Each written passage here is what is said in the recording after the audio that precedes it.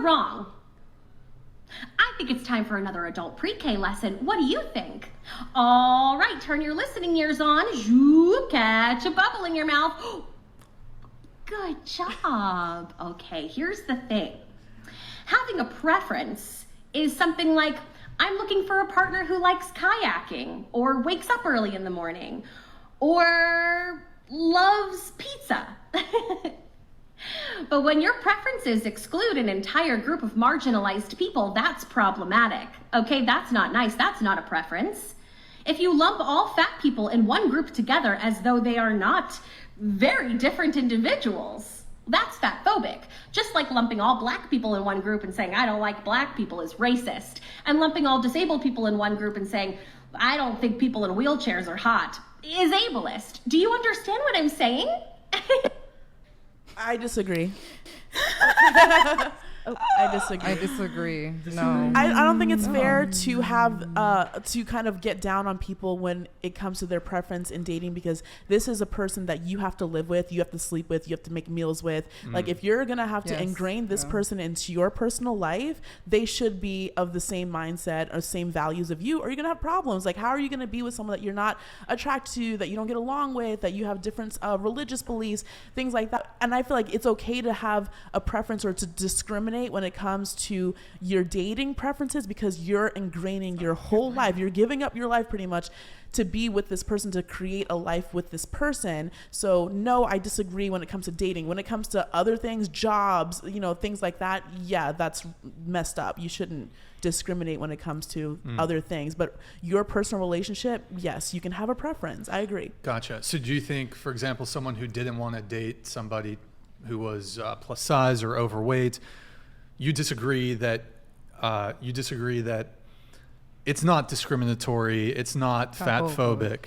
No, because if like I've had guys tell me that I am that they're not sexually attracted to me and they wouldn't date me or be with me, and that makes me so happy because I can avoid them and I can use my time and my energy to guys that actually like my body type and how I look. And you don't have to change yourself, just and then I waste less time. Like, again, I'm a time person, don't waste my time. So if you told me up front I'm not your type and you don't like the way I look, great, thank you so much for being honest up front and not wasting my time. I'll go on to the next. So I would like to talk about this. So there's a way I organize attractiveness. So think about a triangle, right? And there's 3 corners. The first one is appearances. This is basically what is visible to the eye. This includes your body shape, how you look, your clothing, your mannerism. The other point is basically your character. It involves who you are as an individual, your personality, introvert, extrovert, your attitude, stuff like that. And then the third one is basically social status. That basically means what is the amount of value you add to society. And that includes your career, how much money you make, the influences. And then this triangle of attractiveness is within a circle, and that circle is called preferences. Within preferences, there's the norm, right? Like the beauty standards, what majority of the people would say thumbs ups to. And then there's those like exceptions or outliers. And this is kind of like how I view attractiveness. And you need to score high on all 3 of them within the person's preferences in order for them to see you as attractive and for them to want to pursue something with you. And everyone has the right to choose who they want to be, because you're going to have intimate intercourse with someone. So how they look matters. Some people like people who are more like chocolate. Some people don't.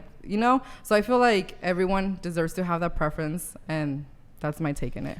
Can I just ask, what is there to be said with, like, I've had this happen where I fell in love with a guy who I wasn't necessarily attracted to when I first met, and then over time getting to know him and his personality and whatnot, I found him to be the most attractive guy because I fell in love with him.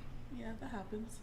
You know what I mean? Like, maybe they're, so I don't honestly all the time look for, if I find them to be physically attractive, there's going to be things that obviously it's going to be a no-go, but they're just like we're men, you've got a wider range. I'm going to have a range of unattractive and attractiveness level based on how you treat me, because if you have a gorgeous guy who acts like a dick, he's not going to be attractive. If you have a guy that's mediocre and acts amazing, he's going to be fine as fuck. Yeah, I agree. That's just, and that's how I'm yeah. It's kind of like going back to those 3 things, right? Your appearances, your character, and your social status. Some people care more about the social status. Do you make this amount of money? Okay, then I can you're kind of ugly, but whatever. The money covers that, right?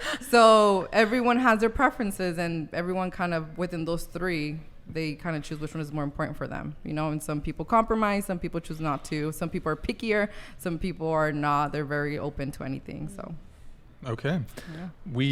Let's see, so I would categorize it a preference, though, to what she said. I think that it is a preference, and I think that that's okay. Right. I think what that sounded like to me is, I'm sad because I'm not in your preference. Yeah. Which is that's a good point. That's okay, but you have to stop running after the person who doesn't want you, and stop so the people who want you can catch up. And there's so many people who want you. I don't care how you look. There is people who want you. Focus on them. And I tell women on my TikTok all the time, date men who like you. Yes. Don't stop wasting your time with guys that don't text you back, don't call you back, like, or just stringing you along for what? You look good, girl. Go find you a man that likes you. And I will say, only because you don't see yourself dating them, you still need to respect them as a human being, right? That's where fat phobia comes in, and all the other stuff come in, racism and all that stuff. Just respect them. Yeah. They're not your type, then move on. Yeah. Right. Don't waste my time. Yeah, I think kind of where she's kind of getting at the video we just reacted to, it almost felt like a defense mechanism for trying to justify why she's lonely. Yeah. It's... She had some good points, you know what I mean? But the thing is that it still came from a place where it seemed like it was hurt. And that's the problem, was if once we get to a point where I don't need to be hurt by these outside outliers, I won't have to necessarily care if anyone's judging me. Right.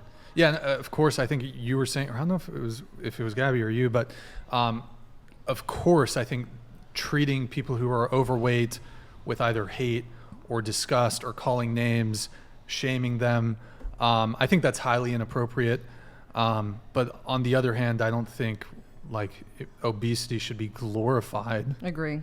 Yeah. And that's the other thing, the problem that I have with self-love, or kind of like what you said is is your body, do whatever you want. I totally disagree with that, because there is a limit. Like, if I truly love one of my siblings, and I see that she's doing things to her body that might cause her a lot of risk, or something, I'm gonna be like, you know what, let's talk, let's have this conversation out of love. So no, I don't believe that, it's your body, do whatever you want. Can you? Yeah, you have the free will, but with the people that I love close to me, that does not, if you want to cut yourself, no, don't do that. We're not going to do that. There's a limit to that. And we want to come in a place of you need help, let's talk about it. But I feel like saying, hey, you're big, keep eating more. When you know that they're struggling with that, probably telling them, keep doing it, might not be the best way to show them love. It's hey, let's talk. Who's hurting you? What's going on? What's going inside your heart, your mind? And just kind of care about them. Go to the root of the issue instead of just putting a beautiful Band-Aid on it and saying, oh yeah, you look beautiful, go do whatever you want, or something like that. But I also don't think it's beneficial to hate yourself. You shouldn't hate yourself because you're big. You need to be, there's a balance. You need to be love yourself. I want to say something on that though.